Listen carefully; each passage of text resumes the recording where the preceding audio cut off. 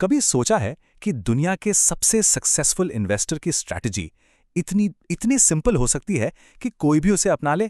आज हम Warren Buffett के उन्हीं सीक्रेट्स को समझने वाले हैं। और ये सिर्फ अमीर बनने के बारे में नहीं है, ये है स्मार्ट तरीके से सोचने के बारे में। तो द वॉरेन बफेट वे के जो बेसिक प्रिंसिपल्स हैं ना, हम उनमें थोड़ा गहराई से उतरेंगे और देखेंगे कि क्या सच में सिर्फ सब्र रखने से, बिजी रहने के बजाय कोई भी दुनिया के सबसे कामयाब इन्वेस्टर्स में से एक बन सकता है। अब देखिए, यहां दो रास्ते सामने आते हैं। एक तरफ है ट्रेडर का रास्ता, मतलब रोज रोज की ट्रेडिंग, स्क्रीन पर नजरें गड़ाए रखना, और दूसरी तरफ है इन्वेस्टर का रास्ता, जो किसी बिजनेस का मालिक बनने पर फोकस करता है। एक रास्ता है हाई स्ट्रेस और जल्दबाजी का, तो दूसरा है सब्र और शांति का। तो चलिए सबसे पहले और सबसे जरूरी स्टेप से शुरू करते हैं। वो है अपनी सोच बदलना। एक स्टॉक ट्रेडर की तरह सोचना बंद, एक बिजनेस ओनर की तरह सोचना शुरू। बफे कहते हैं, जब कोई एक शेयर खरीदता है ना, तो वो सिर्फ स्क्रीन पर दिखने वाला एक कोड, जिसे टिकर सिंबल कहते हैं, वो नहीं खरीद रहा होता, बल्कि वो एक असली कंपनी में हिस्सेदारी खरीद रहा होता है। जरा सोचिए, आपने अपने पड़ोस में एक दुकान खरीदी, तो क्या आप हर सुबह उठकर उसकी कीमत चेक करेंगे?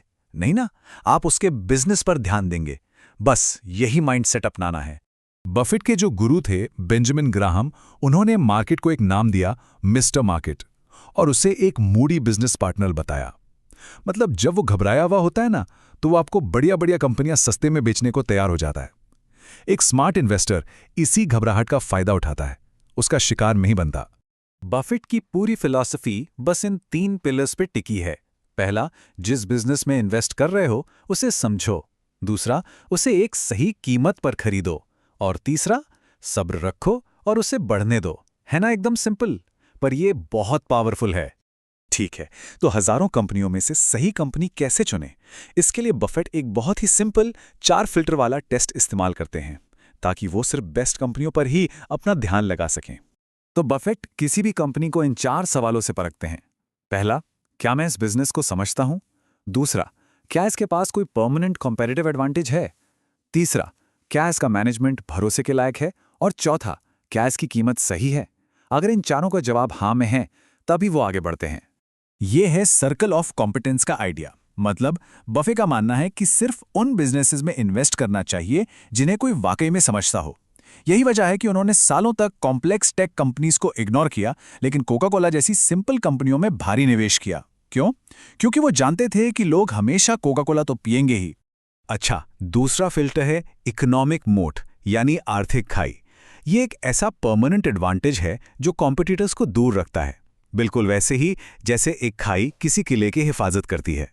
जरा कोका कोला के ब्रांड के बारे में सोचिए, या एप्पल के इकोसिस्टम के बारे में, जहां उनके सारे प्रोडक्ट्स एक दूसरे के साथ इतने अच्छे से काम करते हैं कि कस्टमर कहीं और जाना ही नहीं चाहता। और आखिर में जरूरत है एक ईमानदार मैनेजमेंट टीम की और एक सही कीमत की।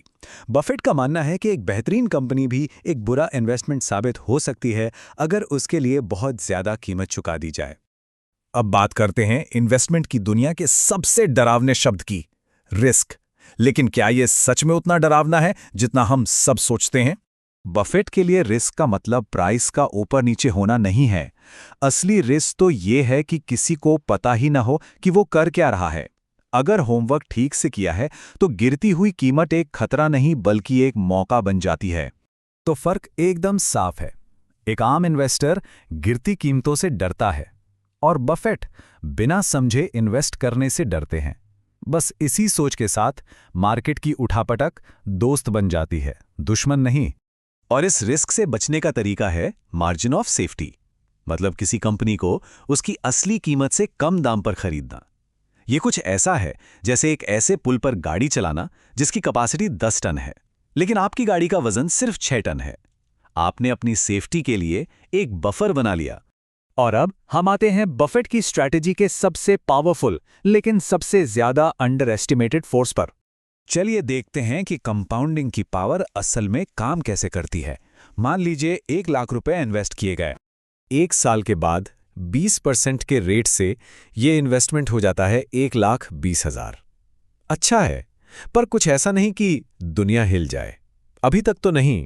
लेकिन 20 साल बाद वही 1 लाख रुपए 20% की दर से 38 लाख से भी ज्यादा हो जाते हैं। यही है कंपाउंडिंग का जादू।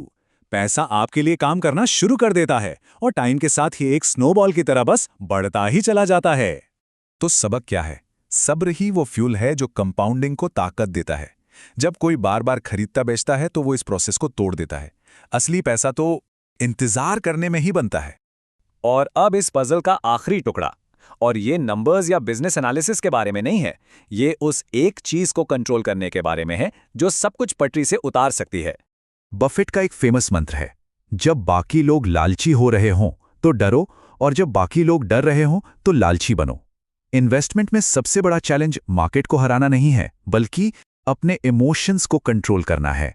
तो पूरी बात इन सिंपल प्रिंसिपल्स पर आ जाती है। एक बिजनेस ओनर की तरह सोचो, सिर्फ वही खरीदो जो समझते हो, एक अच्छी डील की डिमांड करो, सब्र रखो और अपने इमोशंस को खुद पर हावी मत होने दो। तो सवाल यही है कि कौन सा रास्ता चुना जाए, भाग दौड़ और एक्टिविटी वाला या सब्र और डिसिप्लिन वाला। बफे का रास्ता शायद सबसे तेज ना हो, लेकिन यह है मजबूत, इसमें कोई शक नहीं।